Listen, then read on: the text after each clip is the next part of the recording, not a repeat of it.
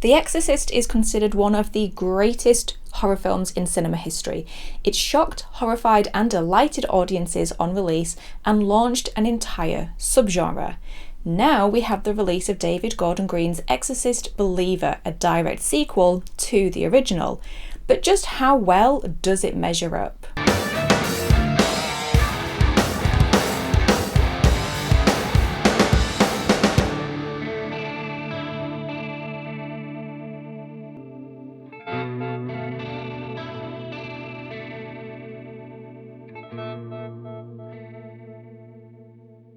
Hi guys, I hope you're doing really well. My name is Sarah and welcome to What the Horror, the channel where we talk about horror movies old and new. So as you probably saw from the title and thumbnail of today's episode, we are talking about and reviewing the newly released Exorcist Believer. This week's episode was originally going to be an Exorcist recap of the original film in preparation for the sequel, as you guys seem to like my Nun 2 and Saw recap, so I thought I would give The Exorcist the same treatment. But thanks to Taylor Swift's film being released on the same day, they decided to pull the release of Exorcist Believer forward by 1 week to avoid any clash. So instead of a recap, we are just jumping in and reviewing the film. For the most part, this is going to be a spoiler-free review, but like with the Nun 2 and Saw 10, I may include some spoiler talk at the end of the episode, but don't worry, I will give plenty of warning before we get into them. When his daughter Angela and her friend Catherine show signs of demonic possession, it unleashes a chain of events that forces single father Victor Fielding to confront the nadir of evil. Terrified and desperate, he seeks out Chris McNeil, the only person alive who's witnessed anything like it before.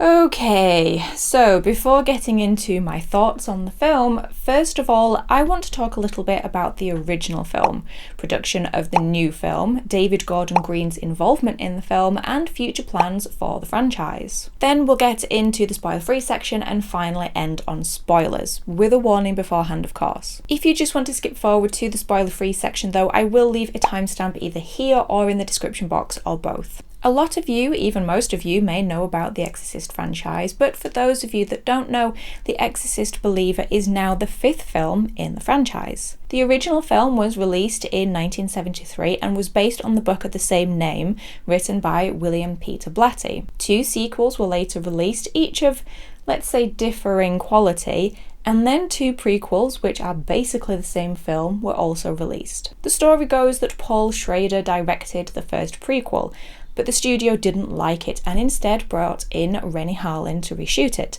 And so Exorcist: The Beginning was released. But when that didn't perform well, they actually ended up releasing the Paul Schrader version anyway. But The Exorcist Believer ignores all of the previous films except for the original and acts as a direct sequel to it. The original Exorcist is considered to be one of the best horror films in cinema history, and its impact on the horror world and pop culture is huge. On its release, it apparently had audience members fainting and throwing up in the aisles.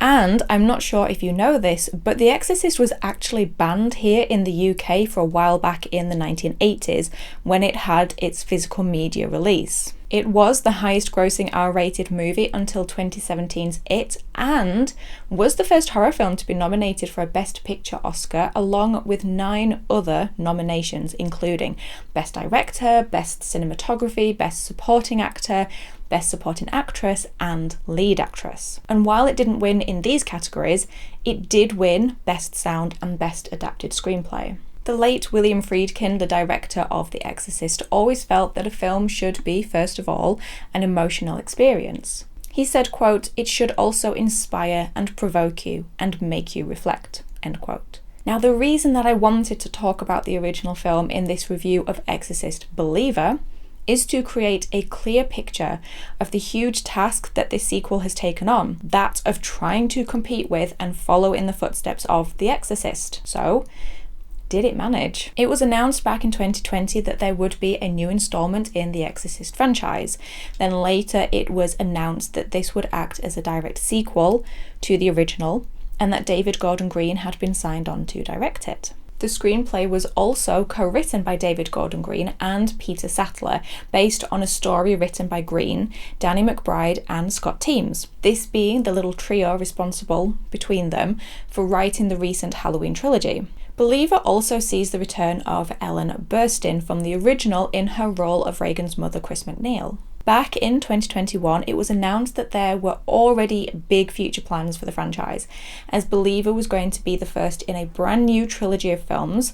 We now know that the second film will be potentially released next spring, April, I believe, under the name Exorcist Deceiver, but it's not yet known who will be directing it. However, call me suspicious, but if David Gordon Green's past filmography is anything to go by, then it's not in the realms of fantasy to imagine that he will be directing all three. But what's interesting though is reading Gordon Green's comments on the film and the trilogy. It's almost like it's been set up that if Believer is successful, then he'll stay on as director, but if it isn't, then he can walk away from the project, no foul. He can walk away as director, but I think he's still going to be involved in the project as a whole. He told The Wrap, quote, "I think the smartest thing to do is to see how it plays and then see what makes the most sense. And what makes sense to me is not always the most successful," end quote. Can't help but wonder if he's referencing Halloween Ends there. It will also be interesting to see how this planned trilogy pans out. Because of David Gordon Green's track record, I mean, sure, his Halloween trilogy was a financial success, and for the most part, fans loved it. But with each film released, we got lower and lower critic and audience ratings, and the final installment, Halloween Ends, sent Halloween fans into a tailspin, dividing opinion on whether they liked it or not. There was outrage that the first two films set up one story, only for it to completely change in the final installment. There was major backlash from fans for this creative decision, despite the team trying to explain and excuse it. And the reason I'm saying this is because it's impossible to not already see the similarities between the Halloween franchise and this planned Exorcist trilogy. Both of the first films in the trilogy acted as a direct sequel to the original, ignoring all other films and creating its own timeline. Both had a big returning character from the original, and both kickstarted off the planned trilogy. It will be interesting to see where this new trilogy goes, especially considering if it follows the Halloween blueprint, but based off of what I saw in the cinema, I don't have high hopes. Okay, so let's actually get into it and start off with the spoiler-free section. Although I'm not even sure if I'm going to talk about spoilers, I'll be honest up front, I was not a fan of this film, so the least amount of time I can spend talking about it, the better. Exorcist Believer seems to go down the route of bigger is better. There's double the possession, double the victims, more faiths, and possibly more deaths, but I'm not sure about that last one. I'd have to rewatch to double check the numbers. The original film thrived off of its ability to be subtle, subdued, and genuinely tense until it then needed to implement and ramp up the shocking content. Sure, you could say that there have been complaints about relying on nostalgia to sell horror films, and not everyone likes all of the nods and copying of the originals, but it was inevitable that this legacy sequel would be compared to the original. And if this is marketing itself as a direct sequel to that film, then it's not crazy to wonder or even expect it to have a somewhat similar tone to the original, or at least feel like it belongs with the original. Exorcist Believer isn't subtle or genuinely tense. The possession and demon activity happens quite soon into the film, but never really seems to manage to get under your skin or to shock. Although saying that, there was actually one moment, just one moment in the film that was genuinely unsettling, or maybe more upsetting. That happens towards the back end of the film. If you've seen it, you probably know which I mean, and I will give it credit for pushing the safety boundaries in regards to that scene. But ultimately, the scariest part of the film, in my opinion, is the parents dealing with the very real fear and terror of their child going missing, and that might have been the most interesting part of the film. Exorcist Believer does follow a new story, new girls who have been possessed, but it very much takes takes place in the same world of the original, obviously, because it's a sequel. It even directly references and talks about Regan's possession. And of course, we get the return of legacy character Chris MacNeil, also known as Regan's mum. Her return may not be as impactful as, say, Laurie Strode's in Halloween 2018, but for fans of the franchise, it is a highlight at first. Her character is used as a font of knowledge that the newer characters can visit, can call on for help, but aside from that, I was not a fan of how they utilised Chris MacNeil in this film. It felt schlocky and borderline disrespectful. That might seem dramatic to say, but just because of Ellen's portrayal in the original, I mean, how good the acting was and how good the character was, yeah, I feel like it bordered on disrespectful. I mean, Ellen Burstyn was nominated for a Best Actress Oscar for her role in the original Exorcist. But this performance, or at least what she is given to work with, is not on the same level. In an interview with Empire magazine talking about the differences between his Halloween films and this new Exorcist film, David Gordon Green said, quote, "This one was more researched and a bit academic. The narrative we were sculpting and the relationships were more dramatic. It's a very different approach," end quote. The article also spoke about how the Exorcist believer has the job of trying to create something that balances, quote, "the domestic feeling of the original," end quote, with the reality that possession films are far more commonplace now, 40 years on, and it's harder to deliver a slow burn one to audiences. I'm not sure that I would agree with Gordon Green about this being an academic film. The word I'd use is oversaturated and preachy. Rather than focusing solely on Catholicism, Exorcist Believer chooses to include all different cultures and faiths and their approaches and practices to demon possession. And this never felt educational or enlightening, but rather like someone had just done loads of research and just packed it and shoved it all in, whether it was needed or felt too much. It felt like too much information with no real core to it. It also felt incredibly preachy about keeping the faith, especially towards the end of the film, because to be honest with you, towards the beginning I thought, okay, credit movie, you're probably trying to do something similar to the original.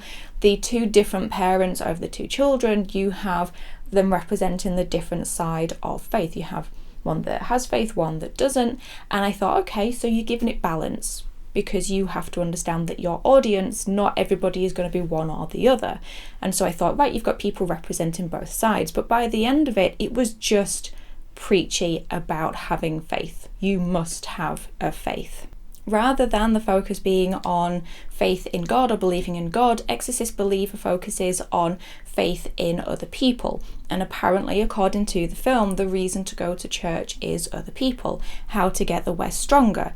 And that is all that God wants, is for us to believe, to keep going. All of that is according to the film. That's not me, that's the film. Just to be clear, the original managed to balance the line of faith, showing both sides of the coin, using Father Karras, who had lost his faith, to be the balance. It dealt with religion while never shoving it in the faces of the audience. I feel, in my opinion, that The Exorcist manages to tread a ground of being respectful and not preachy. But again, that's my opinion. I'm not speaking for everyone. I will say that Exorcist Believer tries something new with the actual exorcism, because 40 years later we've seen exorcisms, we've seen one, we've seen them all, so I do appreciate when they try and do something different, but this just still didn't work for me. In fact, I would say that a lot of the exorcism scenes were laughable, genuinely made me laugh out loud, but more with frustration. If you know me, if you know this channel, you know that I don't like to dump on a film when it's something that people have worked hard on to create. I mean, I've not made a film, so, I don't like to be fully negative. So trying to balance it out with positives, I will say that this isn't a bad looking movie. There are some beautiful shots and it has a perfect autumn fall feel to it. So in terms of watching this for autumn aesthetics, it ticks the box. Is beautiful. Unfortunately, the same cannot be said for the score or sound design. The famous tubular bells, tubular tubular bells. The famous tubular bells is used, but not well. At first, I didn't realise that that's what I was listening to because it's just such a bad version. And there were some odd choices with the sound design. Lots of reliance on loud noises to create jump scares. That's not overly surprising, but sometimes sounds are crossed over and blended with each other to mark a cut to another scene, which, I don't know, just didn't work. It was odd. The new characters are a mixed bag. You have kids who never feel fleshed out, who you're meant to care about. You have terrible parents, one overprotective and others just useless. You have different religious characters, people of different faiths, who never get close to being as interesting or complex as the ones from the original film. Yes, I know, I'm comparing again. I don't know if they would have been better if the acting was stronger or if the material they were given to work with was stronger. But there were a few occasions where I was pulled out of the film by some of the acting. There would be these heavy, emotional scenes and one of the characters would just end up breaking the illusion. As for the ending of the film, I just don't see how they're going to make this a trilogy. I don't know how we can have 2 more films of this particular story, and I'm not even sure if I'm that interested. You know I try to find the good in films, but this is one where I'm going to have to say, wait until streaming. I would never say don't watch it, but I would say don't waste the cost of a cinema ticket on it. I'm not going to include spoilers because there just isn't really enough meat to this film to really get into them. There are 1 or 2 things, but not enough that's worth drawing out this episode and wasting your time. So that is my review of Exorcist Believer. Quite an unusual one. I don't usually rag on a movie, and I've tried to be as nice as I can be. I hope you enjoyed it. If you did, then don't forget to give it a like as it helps the channel, and make sure you're subscribed if you're not already. I'm sorry if this was mostly a negative review, but they can't all be winners, and we had a very positive one last week with Saw 10, so this is just to balance that out. If you've seen the film, then let me know your thoughts on it down below. Did you like it? Did you not? And do you think it works as a sequel to the original? And are you excited at the prospect of a trilogy? Because I understand that some people are probably going to like this film. But in the meantime, thank you as always for stopping by. I really do appreciate it. Take care of yourselves, and I will talk to you in the next episode. Bye.